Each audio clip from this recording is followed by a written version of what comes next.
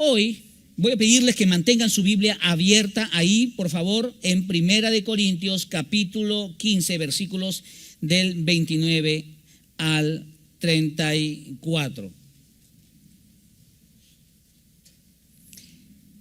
He titulado a este sermón 4 batallas que enfrenta un discípulo. Desde el momento que nosotros decimos amar al Señor, desde el momento que conectamos con una comunidad que se llama iglesia, hay luchas que vamos a enfrentar. Hay batallas que vamos a enfrentar. No vas a creer que el enemigo te va a dejar ir rápidamente después que nos ha tenido cerca a él para vivir conforme los planes y placeres de este mundo. No va a ser fácil la lucha con nuestra propia carne, muchas veces lo que anhela, lo que desea practicar, cuando de repente por años hemos vivido practicando cosas que no son agradables al Señor. A lo largo de la vida, entonces, todo cristiano va a enfrentar batallas. Algunas son externas y otras son muy internas. Y aunque Pablo aquí sigue argumentando a favor de la resurrección, aquí también testifica acerca de sus propias luchas por predicar el evangelio del Cristo resucitado. En medio de su argumentación por la crucifixión de Cristo, por la resurrección de Cristo, aquí en medio de todo eso, Pablo confronta a la iglesia de Corinto por algunas situaciones que estaban sacando a luz las batallas, los errores y la carnalidad de la iglesia.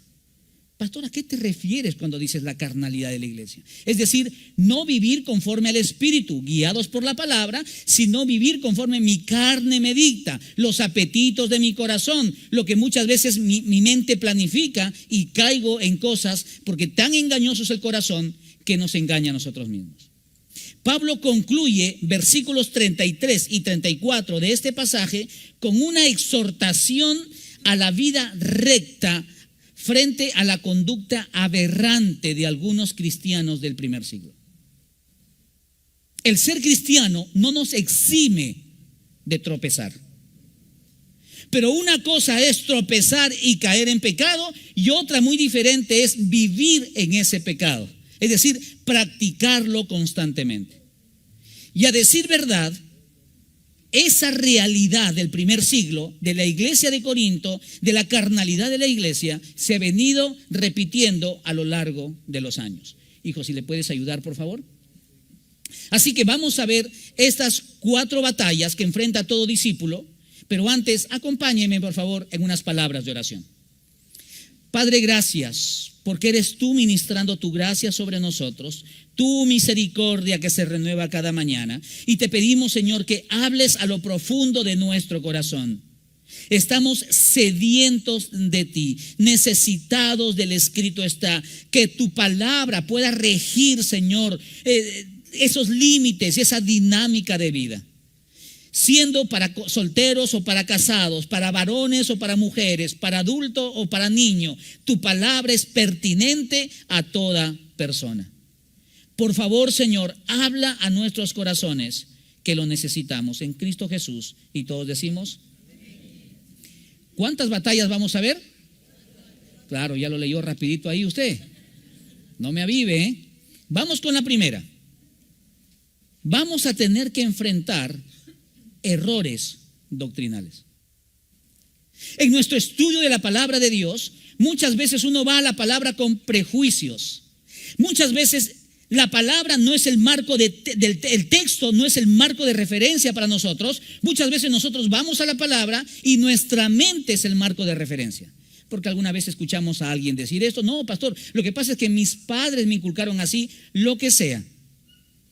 Podemos enfrentar errores doctrinales. ¿Qué sucedía en la iglesia de Corinto? Lee conmigo versículo 29. Si has traído tu Biblia, te voy a pedir que la tengas abierta y leas conmigo versículo 29. De otro modo, ¿qué harán los que se bautizan por los muertos? Si en ninguna manera los muertos resucitan. ¿Por qué pues se bautizan por los muertos? ¿Qué está diciendo Pablo aquí? Cuando dice de otro modo, recuerda que él viene argumentando acerca de la crucifixión y la resurrección de Cristo, él da los argumentos para mostrar que es veraz la muerte de Cristo, que fue la resurrección veraz, que hubo testigos oculares, etc. Y él dice algo más. Y si nada de eso existiera, si no hay esperanza de gloria, si Jesús no puede cumplir sus promesas, entonces ¿en qué esperamos? Entonces, ¿por qué nos bautizamos? Pero aquí hubo un problema acerca del bautismo. A lo largo de los años, la iglesia ha enfrentado teologías erróneas basadas en doctrinas de hombres, pero no bíblicas. Quizás alguno va a escuchar, ¿hay teologías erróneas? Sí, porque usted es un teólogo, yo soy un teólogo. Teología o teólogo, teos, Dios, logos, estudio, tratado. Entonces, todos los que estudiamos la Biblia nos convertimos en un teólogo, algunos con menos seriedad, otros con mayor profundidad. ¿De qué habla en particular el apóstol Pablo aquí? Al parecer, algunos cristianos ya bautizados se bautizaban por segunda vez, de forma vicaria, en lugar de sus familiares cristianos que habían muerto sin haber sido bautizados. Voy a dar un ejemplo. Yo, en el tiempo de Pablo, fallece mi tía, pero mi tía era creyente, mi tía llegó a amar al Señor, no le dio la oportunidad porque estaba enferma, no le dio la oportunidad para bautizarse. Entonces yo me voy a bautizar en su lugar. Y al bautizarme en su lugar, entonces ese bautismo es válido a favor de mi familiar que ya falleció. Pensaban que a través de ese segundo bautismo a favor de terceras personas traía la bendición espiritual a aquel familiar ya fallecido. Pero aquí, si eso es verdad, hay un problema doble. Primero, no existe ningún precedente histórico, ni bíblico, teológico para ese tipo de bautismos. Es decir, Jesús no enseñó acerca de bautizarnos por terceros. Los apóstoles no enseñaron acerca del bautismo por terceros. La iglesia del primer siglo y los siguientes siglos nunca hubo esa enseñanza de que puedes bautizarte por una tercera persona. Entonces fue un error teológico de personas quienes introdujeron en la iglesia falsas creencias. Y amados, yo sé que eso solo sucede en la iglesia de Corinto, sé que eso no sucede hoy en día. En esta iglesia peor, aquí todos somos ángeles. Es más, para entrar hemos guardado las alas, hemos cerrado el cierre. Cuando no hay un estudio sistemático de la palabra de Dios, uno puede caer en herejías, en falsas creencias. Por eso, amado, le animamos siempre desde el púlpito, estudie la palabra. Y tenemos hermanos mayores en la fe que están listos para animarte y enseñarte en la palabra de Dios. No hubo ninguna comunidad cristiana siglos después que haya practicado esa clase de bautismos. Yo me bautizo por la abuela, yo me bautizo por el tío. Entonces era una mala práctica. Era un error lo que estaban cometiendo. Y se infiltró en la iglesia. Segundo problema aquí. Creer que por medio del bautismo de un familiar, el alma de aquel que ya había partido la eternidad iba a encontrar o la salvación o la bendición, sería una práctica que contradice abiertamente la justificación por gracia, por medio de la fe, la cual implica una respuesta del creyente del bautismo como una respuesta personal a la gracia recibida. Es decir, yo me encuentro con Jesucristo, Jesucristo viene a mi propio mundo, habla a mi corazón, soy quebrantado, me arrepiento y tengo que dar una respuesta al Señor. Y mi respuesta es: Señor, yo te voy a servir. Y nosotros conocemos que el ejemplo de Jesucristo, uno de sus ejemplos fue ir a las aguas del bautismo. Así que hubo una mala práctica. Incluso con los años, siglos después, siglo XV en adelante, algunos han añadido al bautismo cosas que no es el bautismo. Por ejemplo, algunos pueden decir, yo quiero bautizarme porque quiero ser salvo. El bautismo no salva a nadie. No reemplaza la obra vicaria de Jesucristo en la cruz del Calvario. Otros dicen, yo quiero ir a las aguas del bautismo porque quiero que el Señor perdone mis pecados. El único que puede perdonar pecados es el Señor Jesucristo, no el bautismo. Es imposible encontrar circunstancia alguna bajo la cual Pablo pensara que era permisible que algunos cristianos se bautizaran en aras de terceros. Y esta postura, ojo, esta postura es en parte lo que adoptan los mormones. Y los mormones es una secta. Ellos no son nuestros hermanos, no son, ni siquiera son mis primos lejanos. Porque tienen doctrinas de Satanás. Queda totalmente fuera de la forma que el Nuevo Testamento entiende tanto la salvación como el bautismo. Ahora, permítame entonces explicar en un concepto simple lo que es el bautismo. Miren pantalla. El bautismo es la evidencia pública de ser un discípulo que camine en obediencia conforme al mandato bíblico. Mateo capítulo 28, id y haced discípulos, bautizándoles en el nombre del Padre, el Hijo, etc. Camine en obediencia al mandato bíblico, pero que también sigue el ejemplo de Jesús. Mateo capítulo 3. Uno no se bautiza para ser salvo, sino que se bautiza porque ya es salvo por medio de la fe al identificarse con la vida, con la muerte y la resurrección de Jesucristo, dando un paso de arrepentimiento. En otras palabras, y ahora con naranjas, ya pasé de manzanas, ahora con naranjas. El bautismo es una demostración externa de una transformación interna. Doy un ejemplo. Yo reconocí a Jesucristo como mi Señor y Salvador el 8 de abril de 1985. ¿Tan viejo es el pastor? Sí. Mi brigadier general fue Moisés. El 8 de abril de 1985 reconocí a Jesucristo como mi Señor y Salvador. Pero todavía 7 años después yo me bauticé. Que fue el 20 de diciembre de 1992. Lo tengo grabadito porque son momentos históricos, son hitos espirituales en mi vida. Entonces, el 20 de diciembre de 1992 fue solo la evidencia externa de lo que sucedió en mi vida el 8 de abril de 1985. En el bautismo sí es cierto, hay un simbolismo. Cuando se sumerge, se deja esa vieja naturaleza, corrupta en sus delitos y pecados, esclava al poder del pecado. Es simplemente un simbolismo.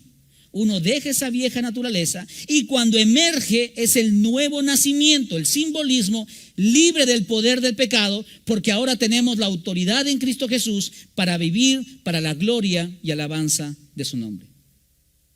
Pero amados, en la iglesia de Corinto hubo esa mala práctica del bautismo, pero hoy en día también hay otras malas prácticas que nacen de doctrinas torcidas, doctrinas erróneas que no tienen ningún fundamento bíblico. Por ejemplo, el bautismo de infantes. No hay ningún modelo, ningún ejemplo de un bebé que vaya a las aguas del bautismo. ¿Por qué? Porque para acceder al bautismo uno tiene que entender por lo menos las verdades básicas del Evangelio. ¿Quién es Jesús? Porque si yo lo voy a seguir, tengo que saber quién es Él.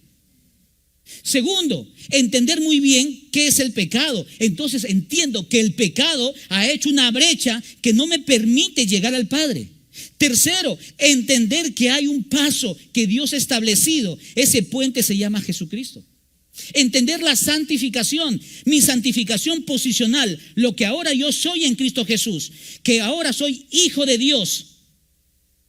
Pero esa es mi santificación posicional. Hay también la santificación progresiva, es decir, ese proceso a diario que el Señor como alfarero me va moldeando al modelo de Jesucristo.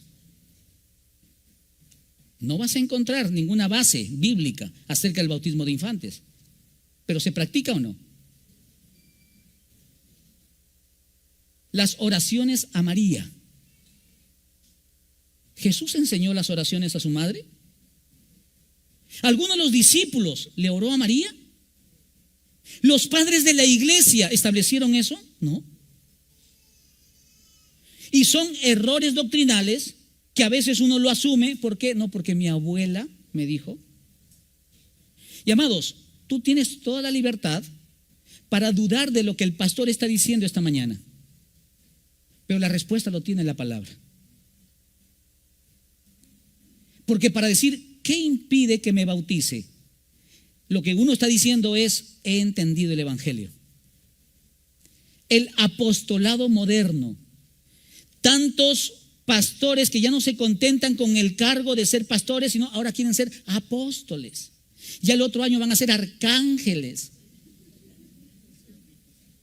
Serafines es de menor rango, por favor. ¿Hasta dónde vamos a parar en esa hambre de poder? Y amados, todo pseudopastor que se autoproclama apóstol, yo te aseguro que su iglesia está inmerso en la doctrina de la prosperidad. Pacta con Dios, he visto tu carro, dale tu carro al Señor, que el Señor te va a bendecir. ¿Tú cuántos terrenos tienes? 5, dale 2 al Señor, el Señor te va a bendecir. Amados, Dios no está haciendo negocio con nosotros. Pero estos pseudoapóstoles contemporáneos están arrastrando a comunidades evangélicas. El pastorado femenino. ¿Dónde encontramos en la Escritura acerca de una mujer que ejerció el pastorado? No encontramos el testimonio. El testimonio, como se nos da en el Nuevo Testamento, es el cargo o la responsabilidad. Amado, porque yo soy tan pecador como lo es usted, ¿eh? Yo también me enojo como usted se enoja. Ser pastor es el cargo que el Señor ha designado, el llamamiento que el Señor me ha dado. Pero en la palabra no encontramos a una mujer que haya sido pastora. ¿Cuántas veces hemos tenido que corregir a personas que me saludan, pastor, ¿cómo está? La miran a mi esposa, pastora, ¿cómo está? No es pastora. Es la esposa del pastor. Que hay que darle respeto, hay que darle respeto. Que hay que considerarla, hay que considerarla. Pero es la esposa del pastor. Creer en el purgatorio. Qué fácil la vida, ¿no? O sea, no importa cómo yo viva, puedo ser mujeriego, puedo ser estafador, puedo ser un delincuente, porque al final mi esposa o mi hija van a hacer una reunión, orar por mí previa cancelación y mi alma se va al cielo. Dime si no hay algo más absurdo que eso. Porque si no, entonces, ¿para qué el Señor dijo, sin santidad nadie verá al Señor?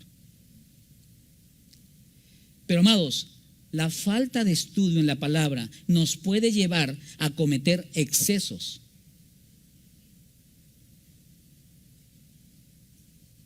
¿En qué curso de academia bíblica estás? ¿Estás estudiando a profundidad la palabra? No, pastor, es que ya lo sé, ya lo sabes todo.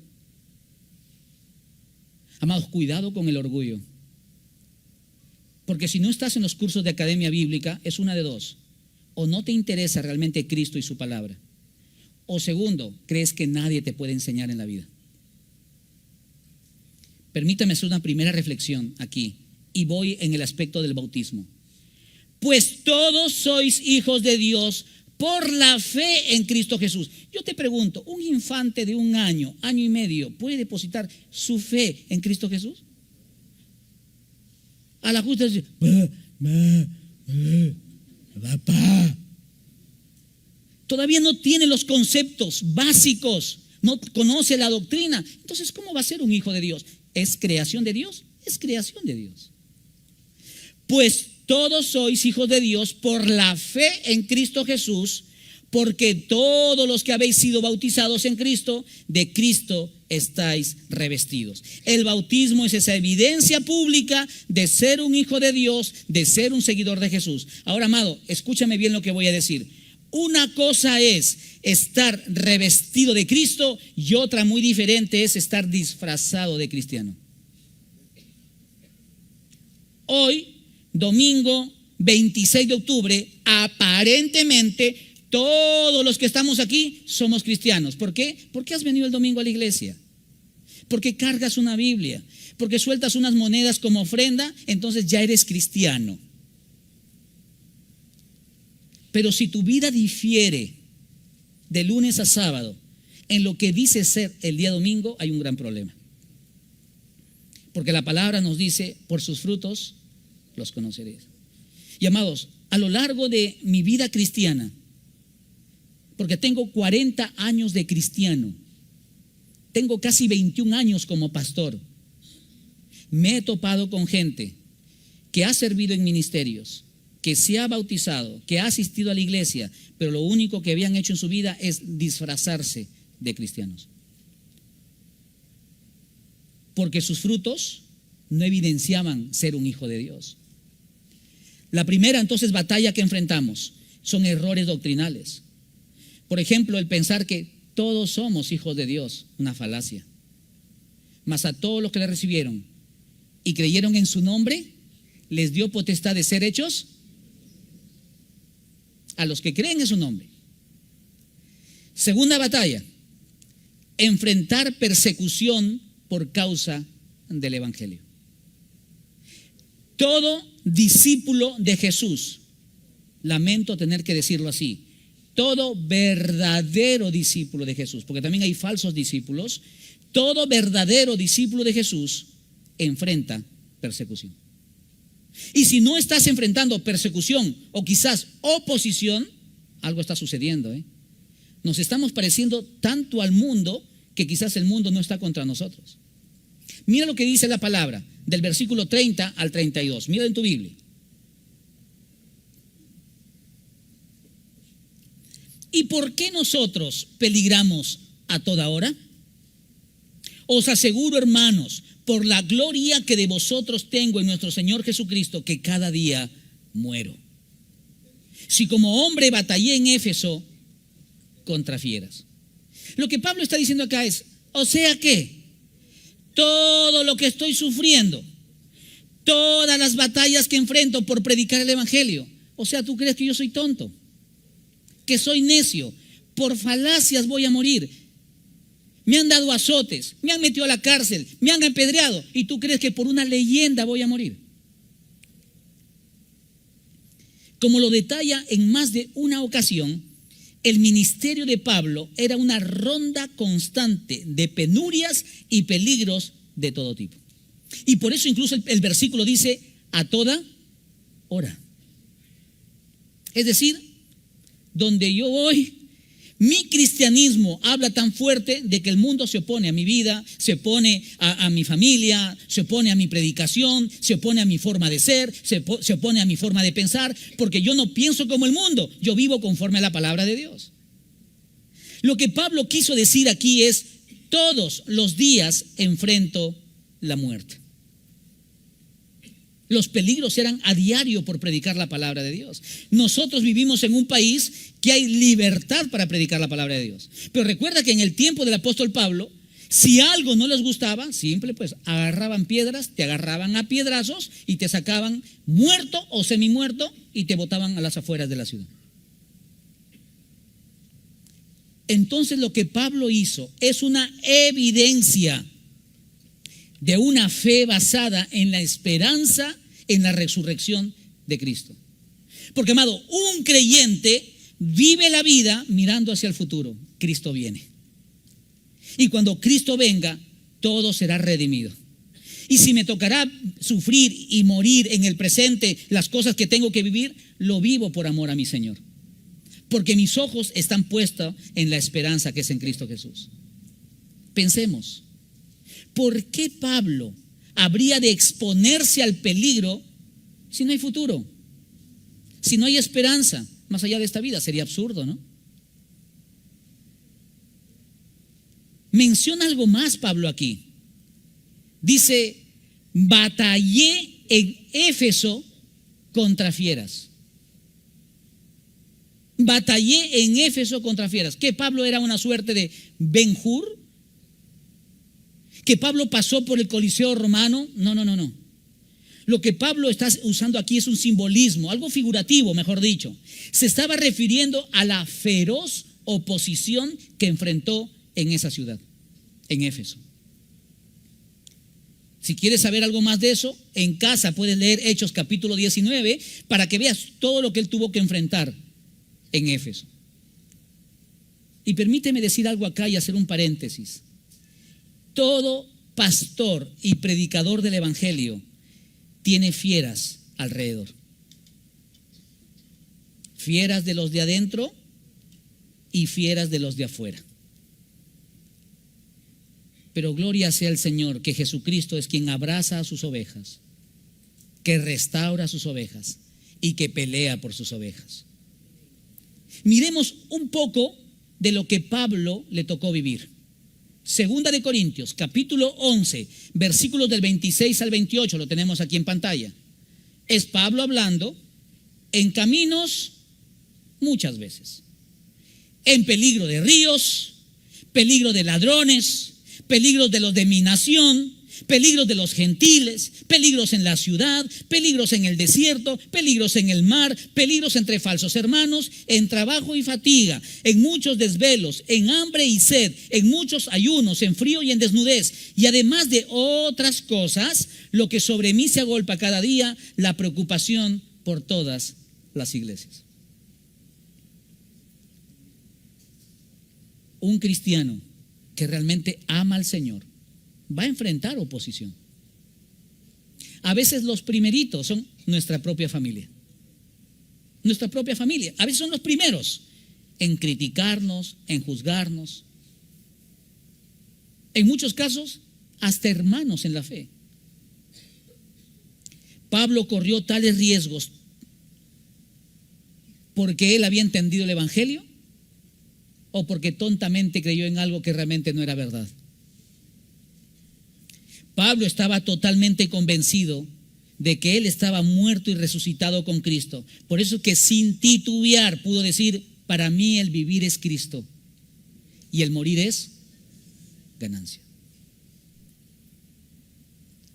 ¿Y tú sufres oposición? ¿Sufres persecución? Si nosotros como pastores te contáramos todo lo que vivimos, desde hermanos bien intencionados, ay pastor, es que dicen por ahí, pastor, le vengo a contar, pero no me diga quién, no me diga quién, pero por ahí he escuchado ataques por redes sociales, presiones del maligno. En nuestro contexto vivimos comentarios desleales. Y amados, yo soy completamente honesto y abierto. Hermanos en la iglesia tengo muchos, cientos. Amigos íntimos tengo pocos. Uno tiene que ser sabio para saber en quién va a confiar y abrir su corazón. Críticas en redes, rechazo en los estudios porque eres cristiano y quizás no haces cosas que los demás sí hacen. Abuso en el trabajo porque tu jefe te pide cosas que tú como cristiano no estás dispuesto a ejecutar, no estás dispuesto a hacer. Entonces el cristiano es una persona incómoda para los demás que están ahí. Entonces van a buscar la forma como sacarte, como aburrirte para que al final tú mismo digas, aquí está mi carta de renuncia. Burlas a nuestra fe, pero hay otras oposiciones más duras en este propio siglo y en este propio año. Mira la siguiente imagen.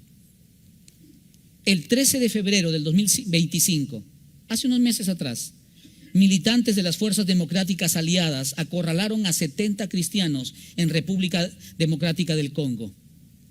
Los llevaron a una iglesia y luego los asesinaron. ¿De dónde sacamos esto? Son fuentes de Puertas Abiertas. Puertas Abiertas es una organización misionera que trata de cómo ayudar a nuestros hermanos que están padeciendo por causa de la fe. Los testigos afirman que la violencia comenzó alrededor de las 4 de la mañana, cuando un grupo rebelde vinculado al Estado Islámico capturaron a más o menos 20 hermanos, 20 cristianos de la comunidad de Maiba. Los militantes fueron puerta por puerta, tocando y diciendo: salgan, no hagan ruido, pero los amarraban, hombres y mujeres, y los ataron con un destino desconocido. Maiba es una ciudad mayoritariamente cristiana y se encuentra en la provincia de Kivu del Norte, al este del Congo. Tras el secuestro de estos 20 hermanos, el resto de la aldea se agitó. Se reunieron en la plaza para buscar la manera de liberar a estos 20 hermanos que habían sido llevados, sin darse cuenta, ya que los militantes habían rodeado la aldea y capturaron a 50 cristianos más. Los 70 cautivos fueron llevados a una iglesia protestante en Kasanga, encerrados, donde fueron asesinados en su interior con machetes y con martillos. Morir por una falacia, ¿no? Estar dispuesto a entregar tu vida por leyendas urbanas. No, amados. Por la gracia de Dios hay quienes han entendido el evangelio, que están dispuestos a dar su vida por el Señor. Hace poco ya están hablando del genocidio en Nigeria contra los creyentes. ¿Quién habla de eso? ¿Quién levanta su voz? Claro, podemos hablar de Kirk en los Estados Unidos, pero no somos capaces de hablar de todo lo que está sucediendo en Nigeria. Pero yo encuentro la respuesta, y no hay que ser muy sabio para eso. ¿Por qué no levantamos la voz? Simplemente porque algunos no están ni siquiera dispuestos a defender su fe en su centro de trabajo. Quizás nunca has compartido de que eres cristiano. Y eso es lo más triste, porque uno no necesita decir soy cristiano. Mi vida debe ser tal que alguien debe acercarse y decirme: ¿por qué tú eres diferente? Daniel, tú estás marcando la diferencia. ¿Por qué? ¿Qué ha pasado en ti? Y ya está el puente para compartirle de Jesucristo.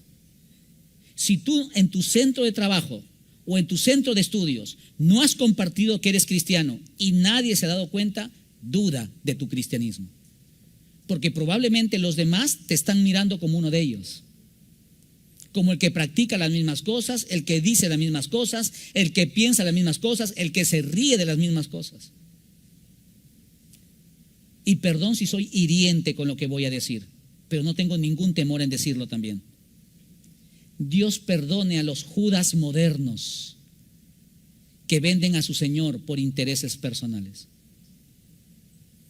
Por no perder el trabajo, por no perder el negocio, me voy a callar ante algo que es ilegal. Yo sé que esto no está bien hacerlo, pero lo voy a hacer. Una mentirita piadosa, pastor, mentirita blanca. Reflexión número 2.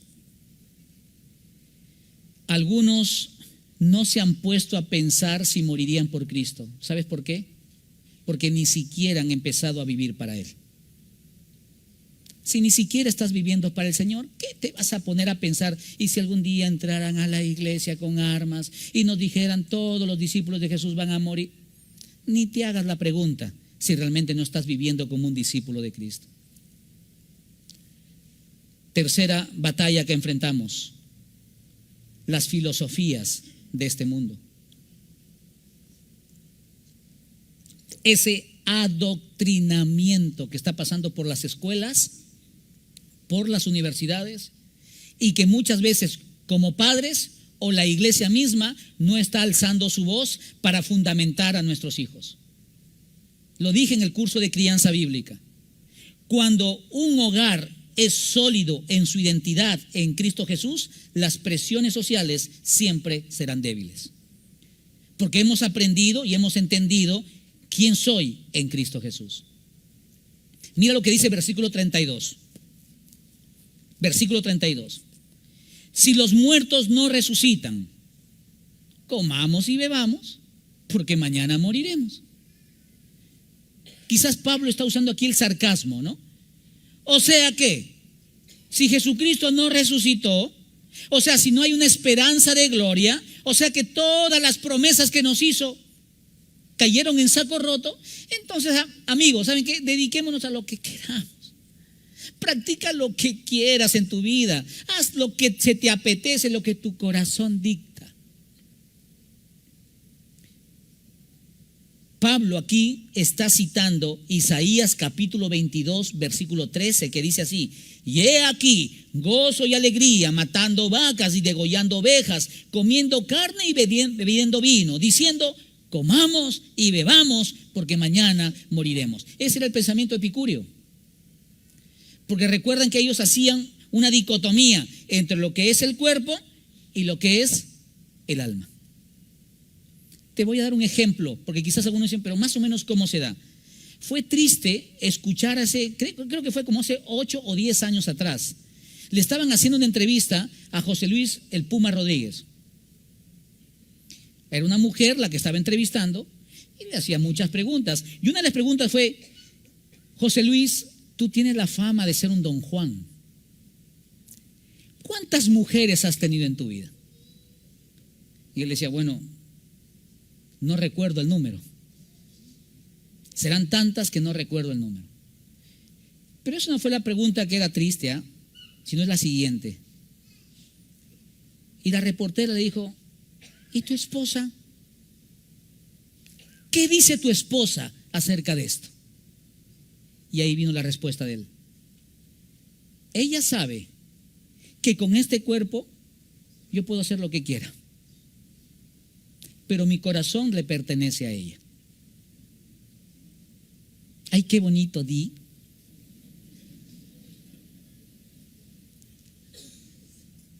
Mira esa filosofía de vida. Yo estoy seguro de algo, que si la situación era diferente, si su mujer más bien con su cuerpo hacía lo que quería, con amigos, con vecinos, con ex, no sé si él estaría feliz. Y amados, hay tantas filosofías infiltradas en la mente de cristianos. Y son pretextos o justificaciones para no vivir en santidad, para no servir al Señor. En este caso, la iglesia de Corinto, los epicúreos promovían el placer como el máximo peldaño de la vida, cuyo lema era precisamente esto: comamos y bebamos, porque mañana moriremos. El cuerpo es corruptible, con el cuerpo se puede hacer lo que quieras, el alma es lo importante. Pero quien estudia la palabra de Dios tiene las herramientas para confrontar las filosofías de este mundo. Y Pablo es un ejemplo de ello. En Hechos capítulo 17, versículo 18 y a partir del versículo 30 al 34, él se enfrenta a algunos filósofos. Permíteme leerlo, dice así, habla de Pablo. Y algunos filósofos de los epicúreos y de los estoicos disputaban con él. Recuerda que en aquel tiempo se congregaban en lugares abiertos, en plazas abiertas, que eran precisamente establecidas o hechas para ir y discutir acerca de la filosofía de la vida o acerca de creencias. Y disputaban con él. Y unos decían: ¿qué querrá decir este palabrero? Y otros: parece que es predicador de nuevos dioses, porque les predicaba el evangelio de Jesús y de la resurrección. Pablo no tenía ningún problema frente a quién estaba. Le hablaba de Jesús y le hablaba de la resurrección de Cristo. Pero a veces nosotros tenemos temores. Ay, no, que es el gerente. Ay, no, que esta persona es autoridad. Amados, nuestras autoridades igual se van al infierno y necesitan escuchar el evangelio de Cristo. Sigo el pasaje, versículo 30. Está predicando Pablo. Pero Dios, habiendo pasado por alto los tiempos de esta ignorancia, ahora manda a todos los hombres en todo lugar que se arrepientan. por cuanto ha establecido un día en el cual juzgará al mundo con justicia por aquel varón a quien designó, dando fe a todos con haberle levantado de los muertos, refiriéndose a Jesucristo. Pero cuando oyeron lo de la resurrección de los muertos, unos se burlaban y otros decían, ya te oiremos acerca de esto otra vez. Y así Pablo salió de en medio de ellos, mas algunos creyeron juntándose con él. Mira la gracia de Dios, que dentro de ese grupo de filósofos, de gente que tenía filosofías diferentes, que estaban adoctrinados de una forma en contra de la palabra, sus ojos fueron abiertos y encontraron a Jesucristo como Señor y Salvador. Amado, no te canses de predicar el evangelio a toda persona que tú puedes tener contacto. Conozco creyentes que hasta tienen una linda filosofía. Amado, ¿por qué no le sirves al Señor? Porque faltan algunas cosas para arreglar. ¿Y cuándo las vas a arreglar?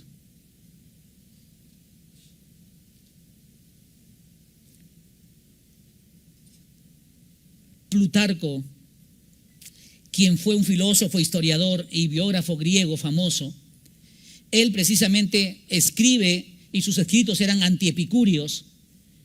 Plutarco se llama él. Él hace un estudio de esta expresión, comer y beber porque mañana moriremos. Y es una fórmula para designar una vida disoluta, una vida placentera. Entonces Pablo, inmediatamente después de poner esa cita, coloca una serie de imperativos que exhortan a los corintios a abandonar sus propios caminos para llevar una vida sobria en Cristo, en la cual dejen de pecar. Y amados, quien no se está exponiendo a la palabra constantemente, se está exponiendo al error constantemente. ¿Cuántas veces no he tenido que reunirme con hermanos? Pastor, pero he visto un video que en el Antiguo Testamento dice que Jehová realmente no era Dios. Ven, hermano, con tu Biblia. Vamos a la palabra. A veces sí prestamos atención a falsos maestros. ¿Y por qué nos atrapan? Porque no estudiamos la palabra. Y caemos adoctrinados en cosas que este mundo está haciendo un buen trabajo en las escuelas y en las universidades, en los programas de televisión, y nosotros creemos que nuestros hijos se están divirtiendo y estudiando, pero los están adoctrinando. Lee lo siguiente en pantalla. Aunque somos redimidos en el Calvario, es decir, hay una obra en la cruz del Calvario a nuestro favor, el proceso de reparar la mente no es un suceso de una sola ocasión. No es que hoy todo fue transformado, sino que es un proceso el cual se explica precisamente en Romanos 12. Estudiar y vivir la palabra es colocarnos los lentes de Dios y ver la vida como Él la ve. Y este proceso va a durar toda la vida. Para un pastor es un riesgo si yo solo estudio a profundidad la palabra solo cuando tengo que predicar. Yo tengo que estudiar la palabra a profundidad todos los días de mi vida, porque yo sé cuán perverso puede ser mi corazón. Entonces mi corazón, yo le enseño a mi corazón a sujetarse a la palabra de Dios. Pero cuando predominan mis emociones, pero cuando predomina mi corazón, cuando predomina mis propios planes, amados, terminas cerrando tu Biblia y escribiendo tu propia historia. Por la gracia de Dios, el evangelio llegó incluso a muchos filósofos.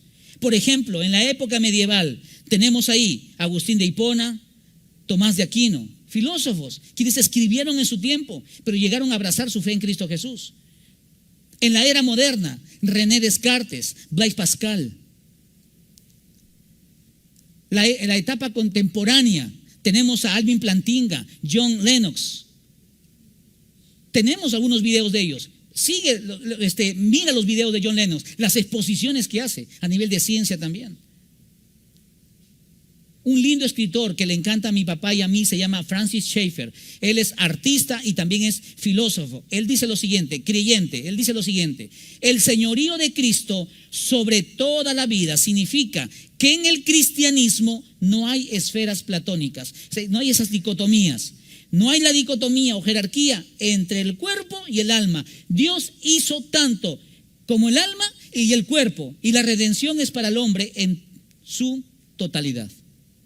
Es tan importante que mi corazón esté entregado al Señor, pero también es importante que mi cuerpo le sirva al Señor. Amados, yo tengo un lema en mi mente. Mi cuerpo es un buen siervo si yo lo rindo a los pies de Cristo. Pero mi cuerpo también es un mal amo si me controla con sus placeres. Cuán importante es que mi corazón esté rendido al escrito está, y que sea la palabra de Dios que me enseñe cómo debo de vivir. Reflexión número 3. El mundo cambia, las circunstancias cambian, la cultura, la filosofía, todo cambia, solo la bendita palabra de Dios permanece para siempre. El cielo y la tierra pasará, mas tu palabra, gloria sea al Señor por su palabra. Cuarta y última batalla, porque algunos están batallando contra el sueño. Ya para el culto de 12 voy a poner una quinta batalla, el sueño en el culto. Cuarta batalla, enfrentar un sincretismo religioso. Ya esta es una batalla interna. La oposición es una batalla externa, ¿cierto? Todo lo que viene de afuera. Pero esta es una batalla interna. Mira versículos 33 y 34. Pablo inicia: no erréis. Las malas conversaciones corrompen las buenas costumbres. Velad debidamente y no pequéis, porque algunos no conocen a Dios. Para vergüenza vuestra lo digo. Amados, hay mucho que explicar en solo estos 2 versículos, que yo pude haber hecho toda una prédica solo del versículo 33 y 34. Para empezar, ¿qué es sincretismo? Porque quizás alguien no entienda el término. Bueno, sincretismo es la fusión entre las creencias bíblicas con patrones culturales, prácticas no cristianas. Y amados, vuelvo a la carga. Hay tanto cristiano en la iglesia que tiene patrones no bíblicos. Desde detalles tan pequeños. A veces olvidamos, por ejemplo, detalles tan simples. En el Génesis, cuando Dios dijo administrar la tierra y sojuzgarla. El otro día yo iba por la avenida Vallejo, semáforo en rojo, una camioneta se estaciona adelante y yo me estacioné detrás. Y me fue interesante que esa camioneta tenía un sticker atrás. Le he tomado foto, después por Facebook voy a pasar la placa. Decía con un sticker grandote: Jesucristo es el Señor. Y yo me quedé pensando y decía, claro, la palabra dice: el día que ustedes callen, las piedras hablarán. En este caso, los carros están hablando. Jesucristo es el Señor. Y me quedé contemplando el carro. Pero ahí nomás al instante, del lado del piloto, ¡plá!, una botella al piso. Del copiloto, ¡plá!, una bolsa con algo, parecía que era basura. Yo me quedé pensando, ¿y dónde quedó Jesucristo, que es el Señor? Mira esos patrones tan incrustados en la mente, pero decimos que Jesucristo es el Señor. Pero decimos que somos hijos de Dios. Pero decimos que somos discípulos de Jesucristo cuando estamos mezclando cosas que no son correctas ante los ojos de Dios. Por eso Pablo lanza una exhortación de modo imperativo: no erréis. Parece que Pablo conocía nuestro entonces. Porque no va a faltar que salte uno y diga: pastor, pero errar es humano, perdonar es divino. Sí, amado, errar es humano. Pero cuando el borrador se gasta antes que el lápiz, es mucho lo que nos estamos equivocando en la vida. Y es triste decirlo, amados, pero ustedes me conocen como pastor, no tengo ningún problema en decirlo. Algunos aman su error, abrazan su error y viven en su error. No te dejes llevar por falsos postulados. Cuando la palabra llega a nuestro corazón, a nuestra vida, va eliminando toda la basura que hemos ido acumulando a lo largo de la vida. Es como cuando toca hacer aseo en la casa. Muy bien, toca hacer el aseo, Elisheva, tu cuarto, aquí el área de la televisión y tus juguetes, etcétera. Sonita no puede hacer muchas cosas ahora, ella está en cama. Amor, acá está la ropa lavada, tú la doblas. Todos tenemos las funciones que hacer en casa. Y ahí tú descubres de que hay un papelito por acá, hay unas pelucitas por allá. Hacemos limpieza y escarbamos todo. Así es la palabra de Dios. Es un escáner a nuestra vida y va limpiando cada aspecto. Entonces, cuando no exponemos nuestro corazón a la palabra, hay tanta suciedad que está bien impregnada. No te dejes llevar por falsos postulados, costumbres paganas, filosofías de hombres, prácticas esotéricas, creyentes que todavía creen en la lectura de las cartas. Pastor, ¿qué signo es usted? Lo que te digo me ha pasado, ¿ah? Y usted me conoce. Yo soy signo Dios, tu signo debe ser infierno. ¿Cuál es tu signo? El horóscopo. No, hoy es mi día de suerte. Hoy me tengo que vestir de azul porque ahí me ha dicho que Agatha Liz me ha dicho que me tengo que vestir de azul. Interesante. No obedeces a tus pastores en la iglesia, pero sí sigues horóscopos de personas que te sacan el dinero por mentiras y falacias. La pasada de huevo. Amado, ahórrate. Mejor traigo esos huevos que yo sí los voy a comer y yo prometo orar por ti. Te lo prometo, de verdad. Escribo por qué orar. No, pastor. Hermano, ¿qué es eso? Es una pulsera anti-mal de ojo. ¿Anti qué? El mal de ojo. Hermana, no lo vi a su nietecito. Pastor, lo traje a escuela dominical la semana pasada. Alguien le ha pasado el mal de ojo. Usted le ha pasado el mal de ojo. Y hablo de creyentes, ¿eh? Ay, pastor, cuando hablo con usted tiene una vibra positiva. Fuera, Satanás, fuera. Amados, tanta filosofía, tanto adoctrinamiento. Entonces, ¿por qué estudiar la palabra de Dios? En el versículo 33, Pablo cita al popular poeta griego Menandro Taís. ¿Qué es lo que este poeta griego decía y postulaba? Las malas compañías corrompen las buenas costumbres. Con los años, esto ha ido cambiando. Y algunos dicen, dime con quién andas. Eso sí se lo saben, pero Génesis 1:1 no se lo saben.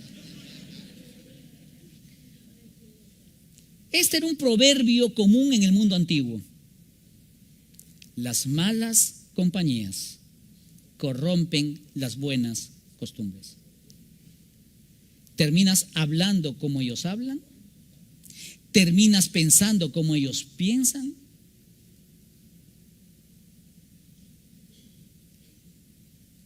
Usted puede tener su criterio. Este es el mío. Yo no puedo concebir que mi mejor amigo sea alguien que no ama al Señor. Yo no lo concibo. Porque para mí, mi mejor amigo no me tapa mis pecados, me dice las cosas conforme a la verdad de la palabra. Y una persona que no conoce a Cristo, muchas veces va a estar contigo, tapa tus cosas para ayudarte. Aquellos cristianos en Corinto, con una visión deficiente de la resurrección, no solo habían sido influenciados por malas compañías que mantenían, sino que a su vez estaban corrompiendo a otros en la congregación. Ahora, yo sé que eso solo sucedió en la iglesia de Corinto. Acá no sucede eso. Acá todos estamos conforme Dios indica. Yo lo sé, hermanos. Toda iglesia tiene infiltrados que no conocen a Dios e inyectan veneno en la vida de otros. ¿Qué tú crees lo que está diciendo? Es así, porque yo la vez pasada escuché a un señor que dijo, mira, que es así. Amados, no todo el que asiste a una congregación tiene sanas intenciones. Debemos ser prudentes y sabios en saber en quién confiamos, a quién le abrimos el corazón. Lee lo siguiente en pantalla. Un falso cristiano o un cristiano carnal desarrollan malas teologías. Y una mala teología lleva a una mala ética. Te pongo un ejemplo. ¿Qué? ¿Has pecado en esto? Tranquilo, ve. Pide perdón al Señor. ¿Acaso el Señor no perdona? Dios es amor. Sí, pero me siento mal. Quiero ir a hablar con el pastor. ¿Pastor? ¿Quién es el pastor? El pastor peca igual que tú. Con Dios nomás. Malas teologías. Malas éticas. Cuando Dios ha puesto autoridades en el cuerpo de Cristo para ayudarnos, para exhortarnos, e incluso la palabra nos enseña para disciplinarnos en el amor del Señor. Aquellos que negaban la resurrección no tenían conocimiento de Dios. Y al no tener conocimiento de Dios, no tenían temor de Dios. Y al no tener temor de Dios, sus vidas eran inmorales. El caminar con malos compañeros puede ejercer una influencia corrosiva en las actitudes y conductas de la persona. Y Pablo aquí se refiere a dos aspectos. Miren la pantalla. Estos dos aspectos. Primero, la forma como hablamos. Por eso dice, no erréis las malas conversaciones. Y lo segundo, la forma como actuamos. Corrompen las buenas costumbres. Por eso, amado, qué perfecta es la palabra de Dios para nosotros. Si trajéramos al apóstol Pablo acá, él entraría así. Cuidado con quién whatsappeas.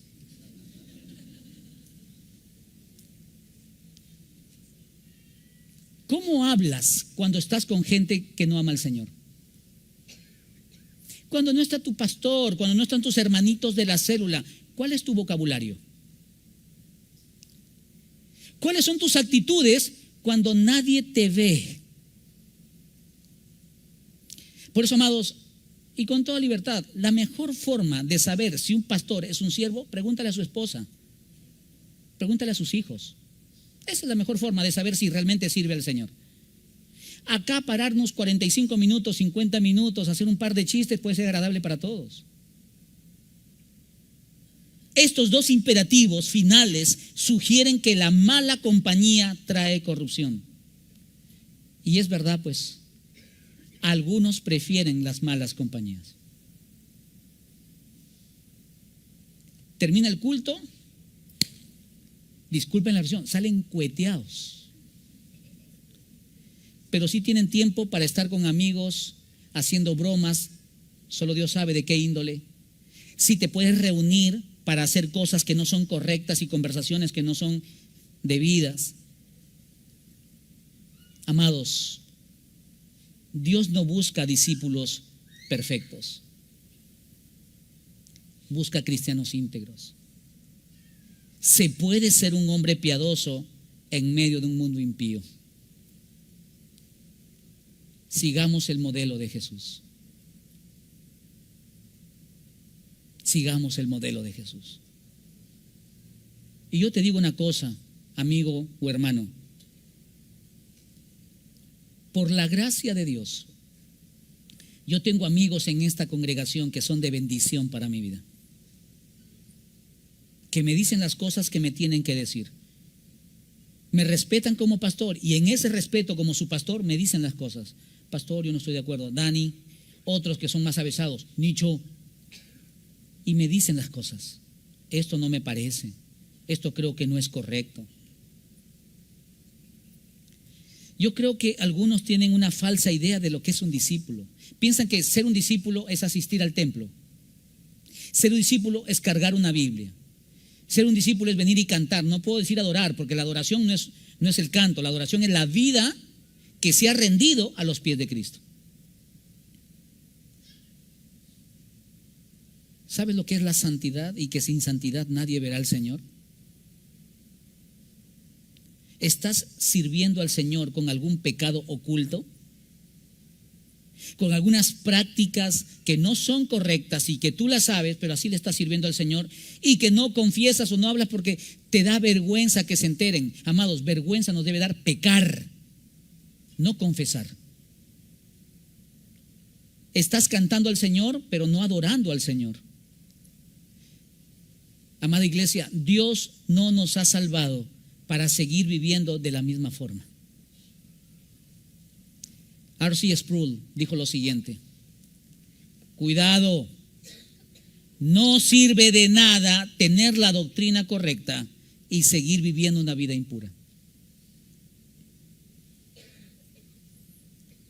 Jóvenes que dicen que aman al Señor, pero entran en relaciones sentimentales con gente que no ama al Señor. Entonces has vendido al Señor por un amor de esta tierra.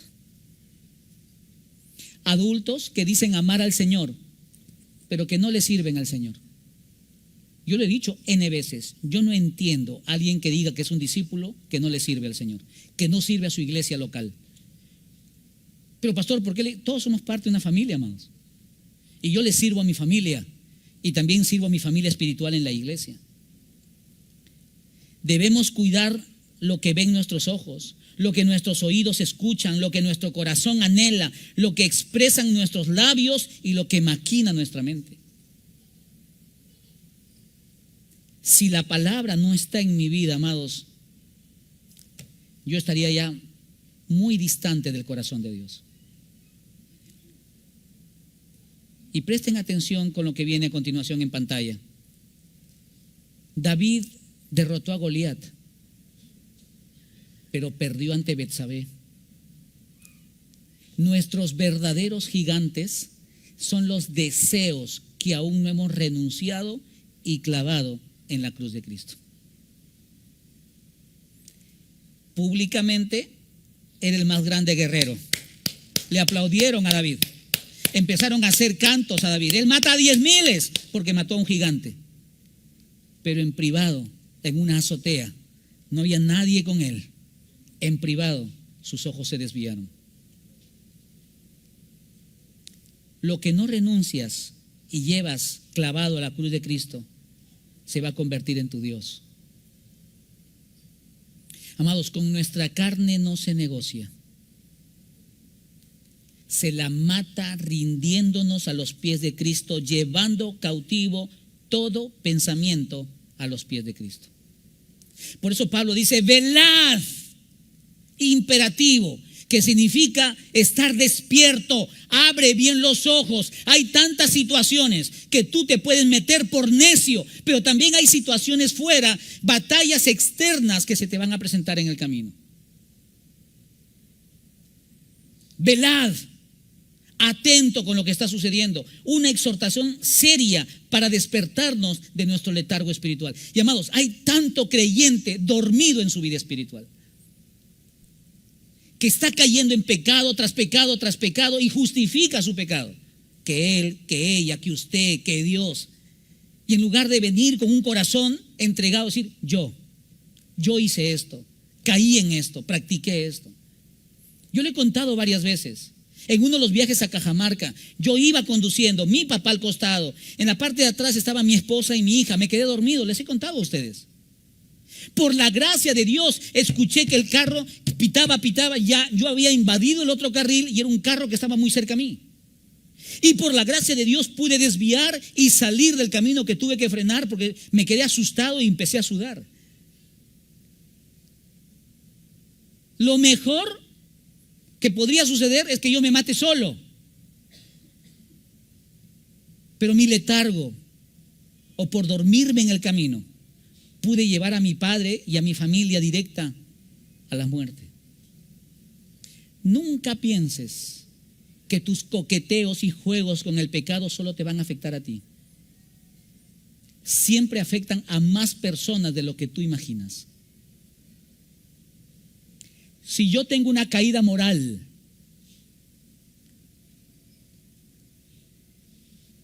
¿qué sería de mi hija?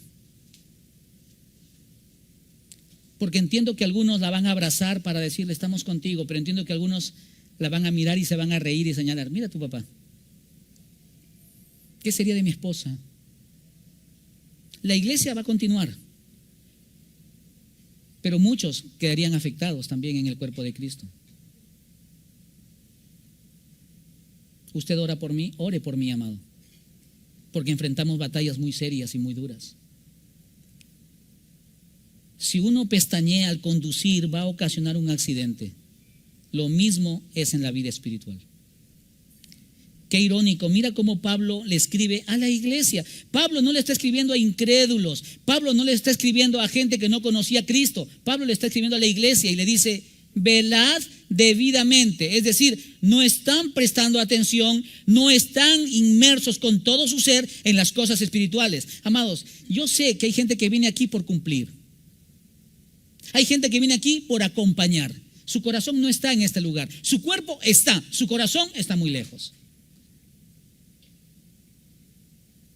Quizás algunos pueden engañar al pastor, pero a Dios jamás, porque Él mide y pesa los corazones.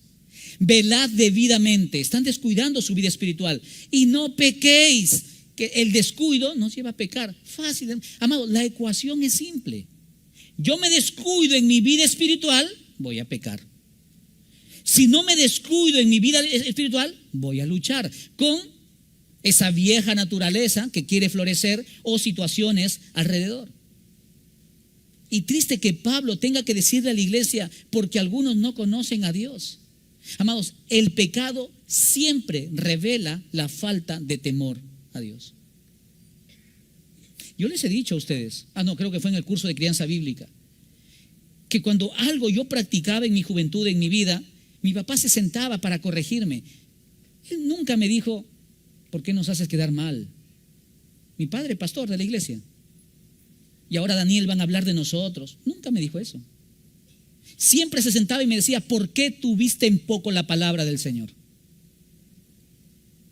Porque si hablamos de cristianos, siempre se trata de la gloria de Dios. Porque yo vivo para la gloria de Dios, no vivo para la gloria de los hombres. Y mira cómo termina el pasaje. Para vergüenza vuestra lo digo. Las consecuencias de sus caminos traen vergüenza. Traen vergüenza. Última reflexión. David Platt, que es un buen escritor, si usted tiene la posibilidad de tener sus libros, cómprelos. Él dice, estamos cediendo a la peligrosa tentación de tomar al Jesús de la Biblia y torcerlo hasta obtener una versión con la que nos sintamos más cómodos. Por eso es que hoy en día algunos tienen el propio cristianismo que ellos han creado. Y por eso escuchas a gente con filosofías de, no es necesario ir a la iglesia, que no conocen lo que dice Hebreos capítulo 10, versículo 25, no dejar de congregarnos. ¿Y por qué tengo que hablar con el pastor o por qué tengo que sujetarme a alguien? Es mi vida. ¿Qué dice la palabra? Confesaos las ofensas los unos a los otros, y a los que predican la palabra, ténganlos como dignos de doble honor. El desconocimiento de la palabra nos lleva a tener malas teologías, y la mala teología nos lleva a tener una mala ética. Amados, examinemos, quizás nosotros hemos torcido ya hace tiempo a Cristo para acomodarlo al tamaño nuestro que nos permite. Es decir, cuando tú te sientas en el internet y ves cosas indebidas, el Señor está a tu lado, amado. Y quizás tu falta de temor a Dios, piensas que Jesús está a tu lado y Él también se goza de ver lo que tú ves. Quizás no están los ojos de tu esposa, pero siempre estarán los ojos de Dios. El desconocimiento del carácter de Dios está siempre en la raíz de todo pecado y de todo error. Amado, deja que la palabra de Dios haga su trabajo. ¿Qué pecado arraigado hay en mí, en mi corazón? Quizás tu falta de oración. Puede ser tu forma de hablar cuando estás con amigos no cristianos. O cómo actúas cuando estás a solas. ¿Qué tipo de páginas consultas en internet? ¿Qué tipo de bromas son las que te agradan?